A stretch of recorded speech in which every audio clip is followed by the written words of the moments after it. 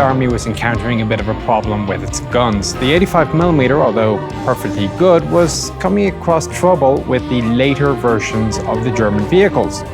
As a result, it was decided to go one bigger. The 100mm D10 was in service, and that seemed to rather fit the bill. The problem was that it didn't really fit all that well in the T-34-85's turret or the T-44's. I mean, yeah, theoretically you could shove it in, but it wasn't really practicable. As a result, the design of a new tank was needed. By early 1945, a new vehicle was seen on the testing grounds. It looked a lot like a modified T-44. This was T-54, or at least what would so become. The following year, it entered service. It was the T-54-1 model 1946.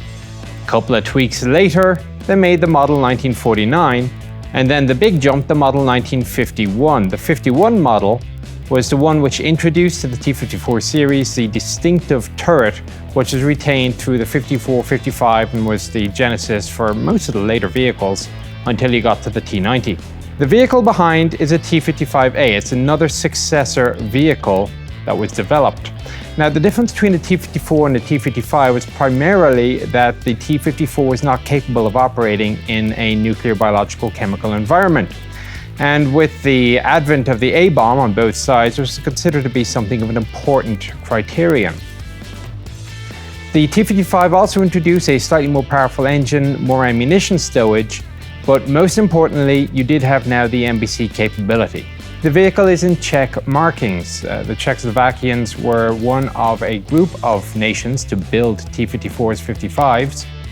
They built them between the mid-60s and the late 70s. They saw service through to the disbanding of the Czechoslovakian army in 1991, and the successor states, the Czech Republic and Slovakia, continued to operate it until about 2001 when they were finally retired. As ever, we'll start around with the outside and then finally move in.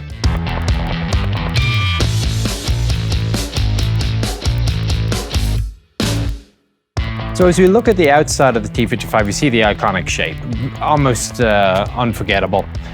The glacis is well sloped, doesn't have any unnecessary protrusions. There is a single headlight and blackout light on the right-hand side behind the bush guard. Tow hooks. The splashboard. It stops, oddly enough, water from riding up the bow into either the turret ring or, in my case at least, the driver's face. The hatches are sealed in theory with rubber. In reality, the chances are if your hatch gets submerged, you're going to get wet. This is a rubber bung. It is designed to stop rain getting in for the port for the Hull machine gun. This is a fixed machine gun. It was aimed by steering the tank. So the driver got something to play with. A complete and utter waste of space. Eventually it was deleted. Later T-55s, they didn't have the hole at all, and the advantage was you got to carry more main gun ammo instead. As we continue on, you could see the linkage for the infrared spotlight. It's an external linkage so that the infrared light is always coaxial to the gun. Speaking of the gun, at the very end of the gun is a fume extractor. It's commonly thought if it has a fume extractor as a T-55, if it does not as a T-54. This is not true.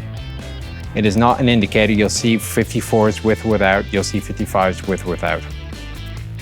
As we move a little bit further along, you can see the external port for the gun sight. Spare track blocks are mounted above the fenders.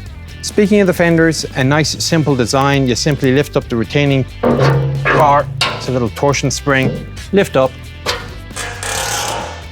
And you have access to the idler wheel. It would appear that tension for the idler is conducted by use of these two bolts here, simply because I can't see any other way of doing it.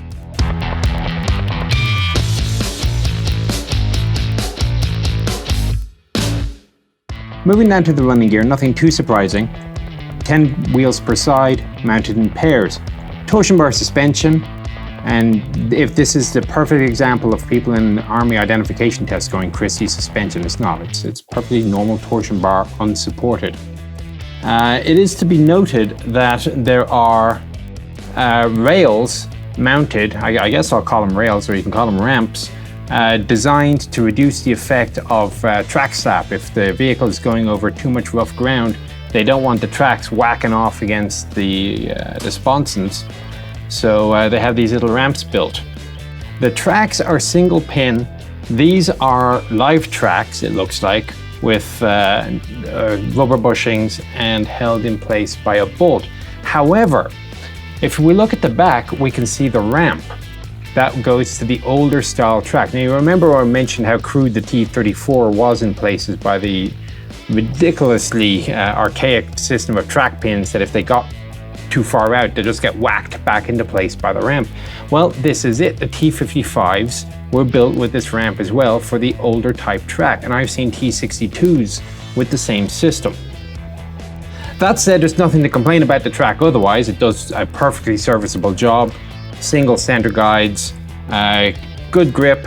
You just don't want to be on tarmac especially in the wet, because you don't get all that much traction from the metal. And that's one of those design questions. Do you want metal track pads? Do you want rubber ones? We in the West went rubber. If nothing else, so that we don't rip up the autobahns.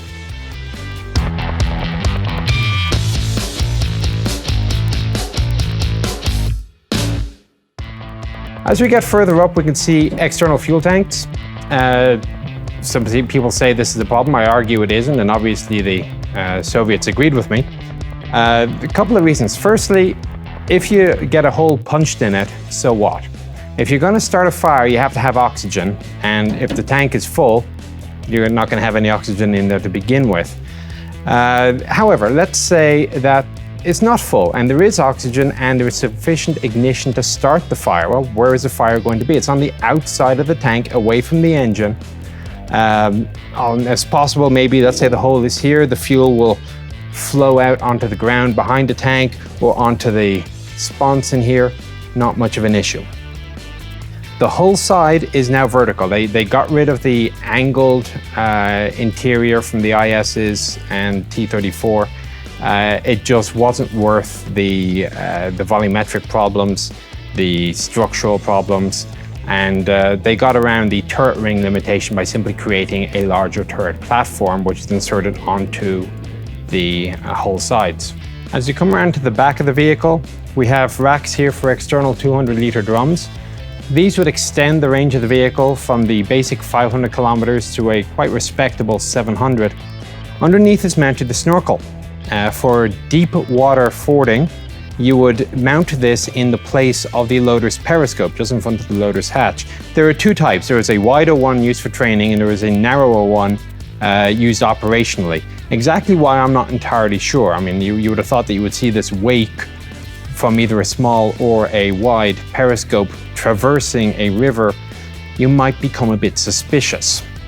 Anyway, another possibility for mounting here would be the attachment point for the legendary log, which is not on this vehicle, oddly.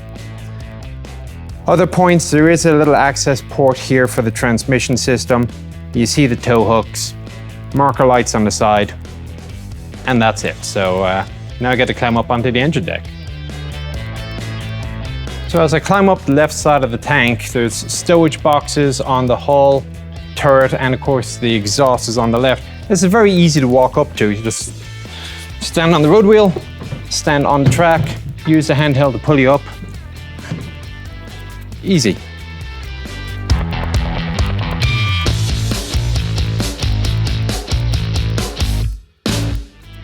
So the tour of the engine deck is actually going to be fairly quick because frankly I can't open anything up.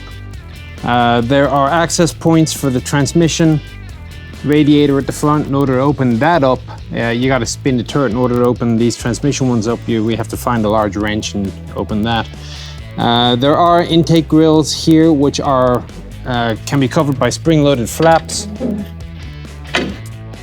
As near as I can tell, they're really there for cooling purposes in non-combat situations or very, very hot climates. Underneath me, the engine is the V55. It is a 12-cylinder water-cooled diesel. Cranks out 580 horsepower. This is one of the improvements over the earlier engine on the T54, which is only 520 horsepower. The vehicle will travel along at approximately 52 kilometers an hour on roads, off-road about 30. Now, I've ridden one of these things and it is amazing how jerky the vehicle is. It's not what I would call a smooth ride. Still, it does do the job. So as I'm up on the turret roof looking at the exterior, a couple of things. Firstly, there's a marker light actually right behind me. They're all over the vehicle. The cupola fairings, well, I call them cupolas, I guess they're not really. The hatch fairings are a little bit bigger than they were on the T-54 as part of the NBC system protections. And another part of the NBC system protection is the missing mushroom-shaped housing in front of the loader's hatch on the T-54s. Now, I mentioned that the fume extractor was not a reliable way of telling a 54 from a 55. Well, that mushroom-shaped vent, which is missing from this vehicle, is your indicator. It was not compatible with the NBC system. It was a hole in the turret. So 55s deleted it. And if you see a mushroom-shaped housing on it, you know it's a 54 or a Type 59. You know, basically it's a 54 series vehicle. The loader has the 12.7 millimeter to play with. We've seen it on other videos, so the fact that it's not here because the government apparently didn't like having fake guns on tanks, we had to chop it up. The loader's periscope is located just to the front, and that is, as I say, where you would mount the schnorkel for deep water fording operations. The commander does have an infrared lamp of his own as well. That's used in conjunction with his own sight. And that's pretty much it for the turret. The front of the turret is approximately 8 inches thick, somewhere around 200 millimeters, and well sloped. So for its time, it was a very well protected tank. So as I'm about to get into the vehicle for part 2, you're gonna have to come back, it is worth noting one of the differences in Western and Soviet tank design philosophy. You'll see that the hatch opens up and forwards. So as the commander is standing on his seat and looking out, he has protection from bullets. And of course, his head is completely exposed. Now, if you compare this to a European tank, which either opens up and sideways or up and back, they provide no frontal protection at all. However, what the European ones allow, which the Soviet does not, is the open protected position. The British will call it the umbrella position. And that gives you protection from your head while still allowing you to see quite reasonably outside from a protected position.